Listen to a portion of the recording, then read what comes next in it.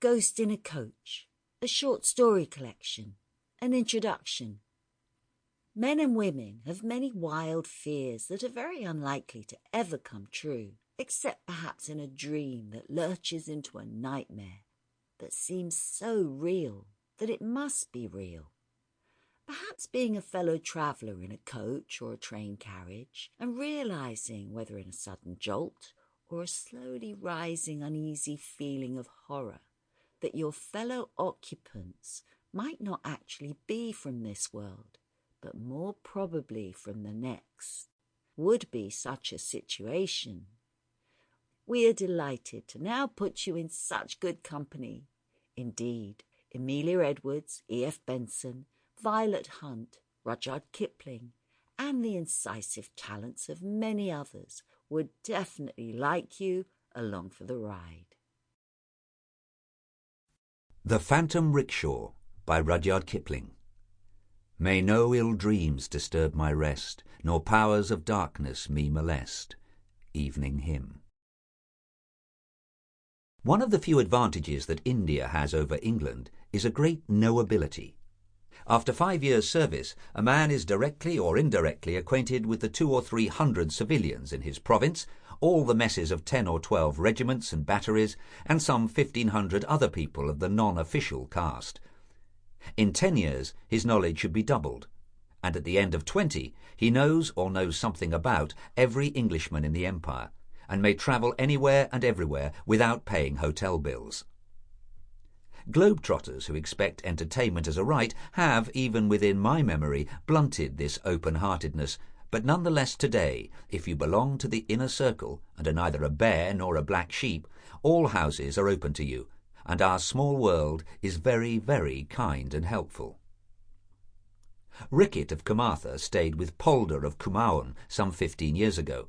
He meant to stay 2 nights, but was knocked down by rheumatic fever, and for 6 weeks disorganised Polder's establishment, stopped Polder's work, and nearly died in Polder's bedroom. Polder behaves as though he had been placed under eternal obligation by Rickett, and yearly sends the little Ricketts a box of presents and toys. It is the same everywhere. The men who do not take the trouble to conceal from you their opinion that you are an incompetent ass, and the women who blacken your character and misunderstand your wife's amusements, will work themselves to the bone in your behalf if you fall sick or into serious trouble. Heatherley, the doctor, kept, in addition to his regular practice, a hospital on his private account, an arrangement of loose boxes for incurables, his friend called it, but it was really a sort of fitting-up shed for craft that had been damaged by stress of weather. The weather in India is often sultry, and since the tale of bricks is always a fixed quantity, and the only liberty allowed is permission to work overtime and get no thanks, men occasionally break down, and become as mixed as the metaphors in this sentence. Heatherley is the dearest doctor that ever was, and his invariable prescription to all his patients is, lie low, go slow, and keep cool.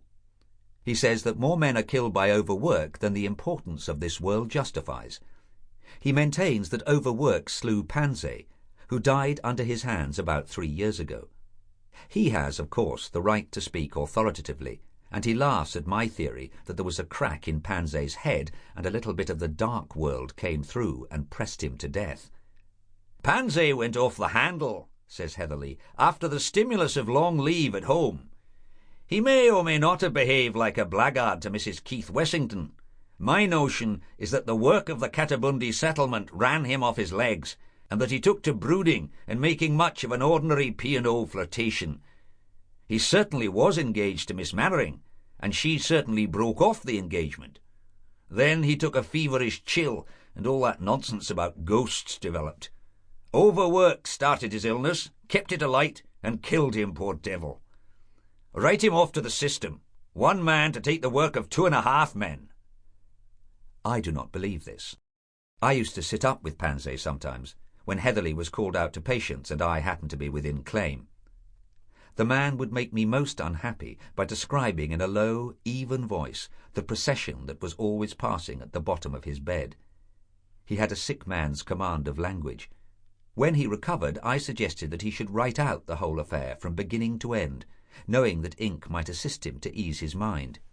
When little boys have learned a new bad word, Sample complete. Ready to continue?